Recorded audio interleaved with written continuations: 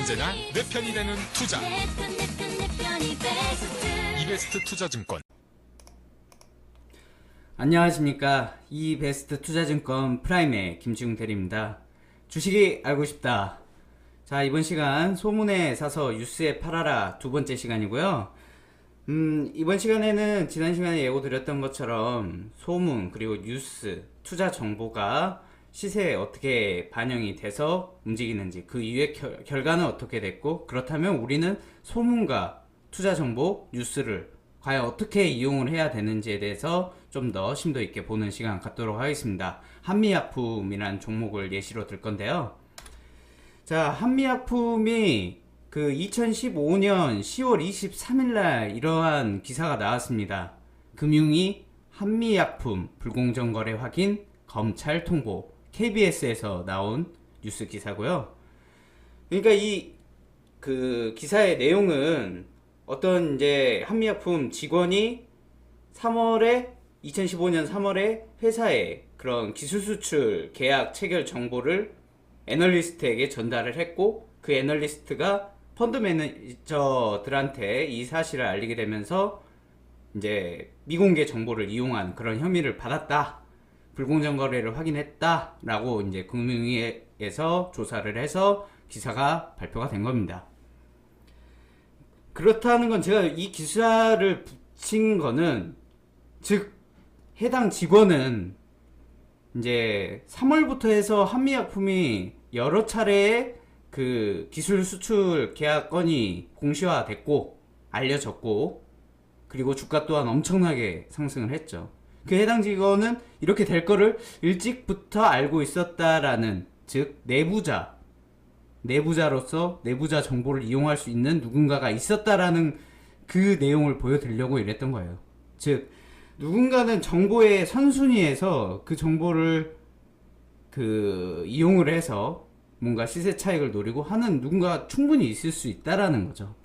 다만 지난 시간에도 말씀드렸듯이 내부자가 미공개 정보를 이용해서 이득을 챙기는 그런 것 자체가 불법이기 때문에 절대 이런 거를 이용하실 생각을 하신다거나 해서는 절대 안 된다라는 점 다시 한번 강조를 드리고요. 다만 그렇게 이용할 수 있는 가능성은 존재한다.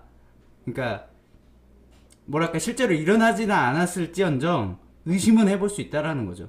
근데 놀랍게도 그러한 뭐랄까요, 호재 전에 주가가 치솟아서 움직이는 그런 경향이 굉장히 많았거든요. 이 사례도 똑같습니다. 이 사례 같은 경우 어떻게 보면 내부자 거래가, 그러니까 미공개 정보를 이용한 게 밝혀진 거고요. 절대 있어서는 안 될 일이지만 있었다라는 거죠. 그러니까 조사 결과가 이제 나온 거겠죠.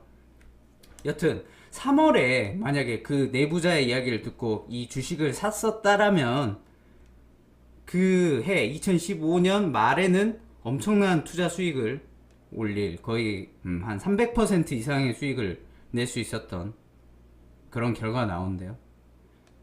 자, 하나하나 시간대별로 뉴스와 흐름과 소문과 이거를 한번 조합해서 한번 보겠습니다. 일단 방금 보신 기사에서의 내부자는 3월에 그렇게 이제 그 펀드 매니저가 아니라 애널리스트한테 그 내용을 알렸고, 애널리스트가 펀드 매니저한테 알리기 시작한 게 3월이라 그랬어요.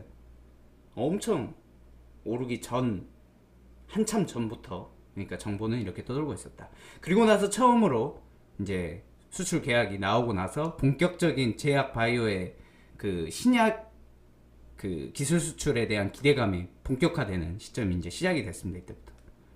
그리고 나서 사실 그 랩스커버리라는 이제 컨텀 프로젝트라고 하는 당뇨병에 인슐린을 만드는데 그 지속 기간을 연장시키는, 지속 시간을 연장시키는 그런 기술이 사실 한미약품이 아주 오래전부터 개발을 하고 있었어요. 근데 그 랩스커버리 기술 수출이 나올 수 있다라는 소문이 대략 한 5월부터 해서 미리 기사도 됐고요. 알려지기 시작했습니다. 그래서 만약에 근데 이제 기술 수출 기대 뉴스를 보고 이렇게 샀었더라면 단기로는 조금 수익이 한 달간 조금이 아니네요. 한 20%? 그래, 상당한 수익이 날 수도 있겠네요.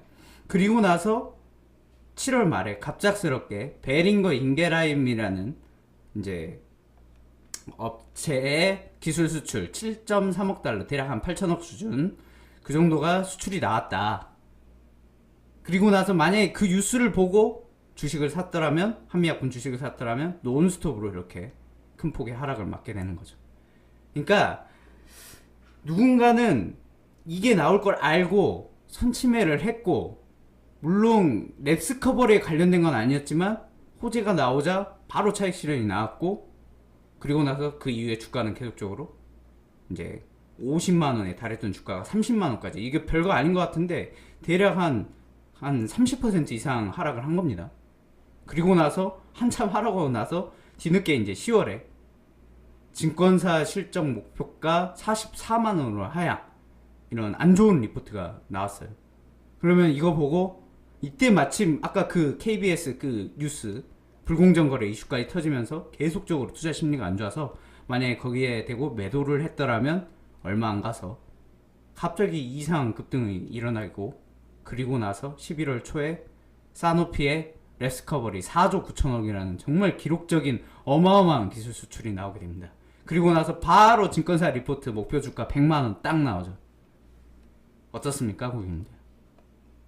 뉴스를 보고 뭔가 대응을 한다면은 상당히 한 박자 늦는다는 거를.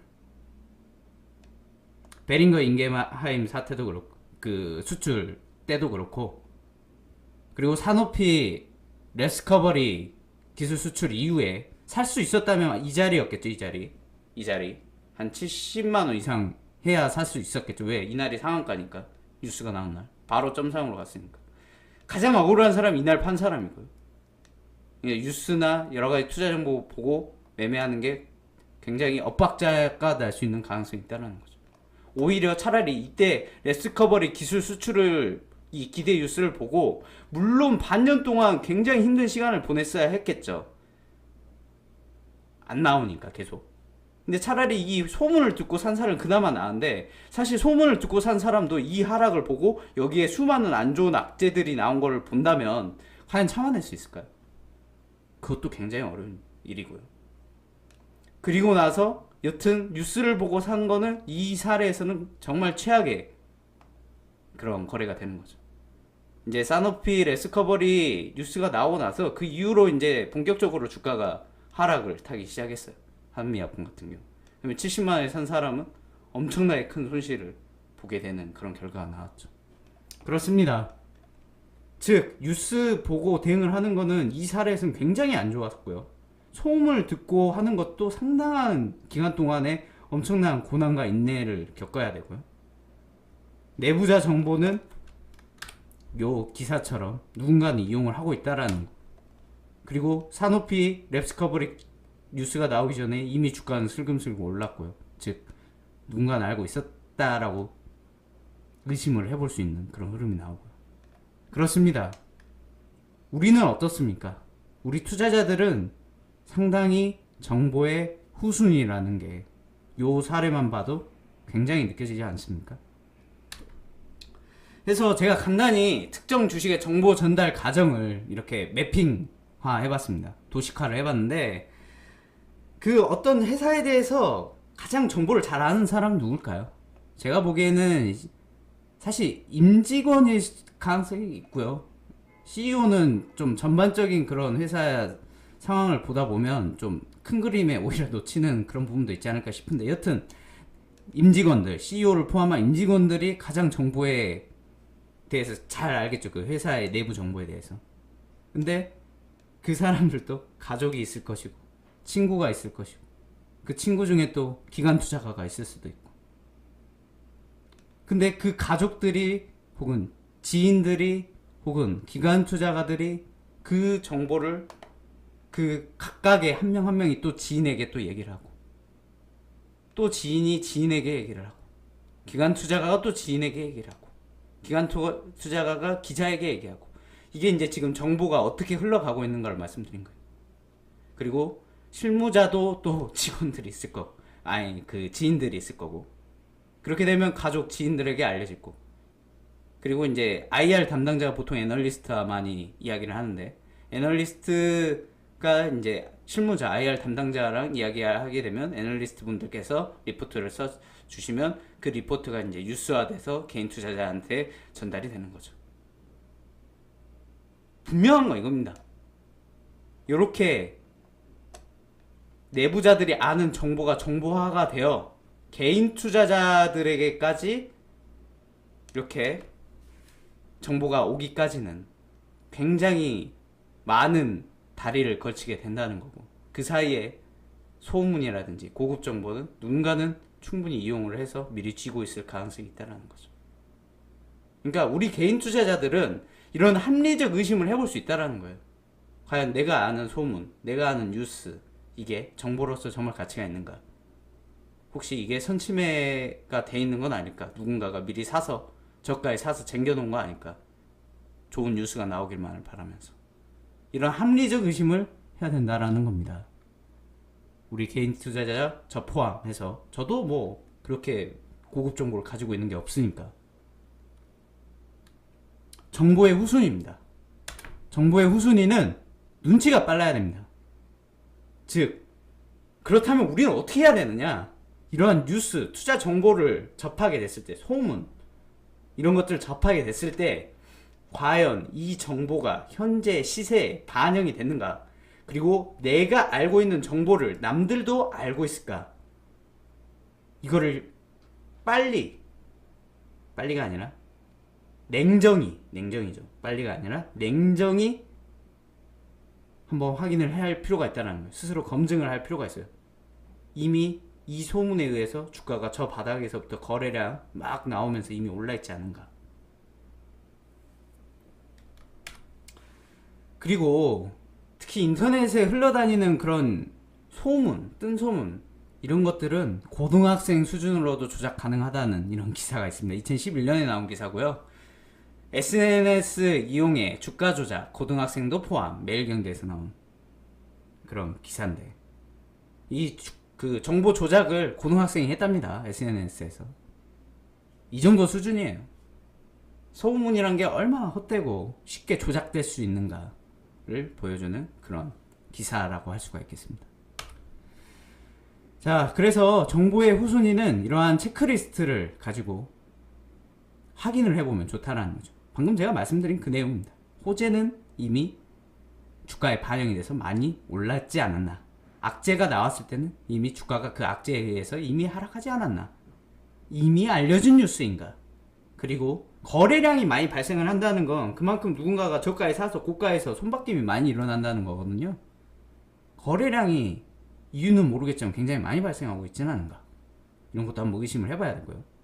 정보의 출처가 신뢰성이 있는가, 우리가 접하게 되는 그런 뜬 소문이 과연 정말 신뢰성이 있는가, 그리고 소문, 투자정보, 뉴스가 이미 모두가 짐작할 수 있는 내용은 아니었나, 모두가 짐작할 수 있었다라는 거는 이미 시세에 반영이 됐다라는 그런 결론이거든요. 결론입니다. 소문에 사서 뉴스에 팔아라.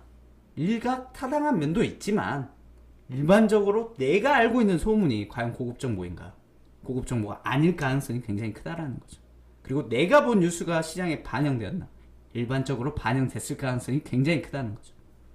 이것을 신중히 고민해서 매도를 해야만 합니다. 이게 바로 오늘 이번 시간의 결론입니다. 자, 이것으로 이번 시간 마치도록 하겠습니다. 감사합니다.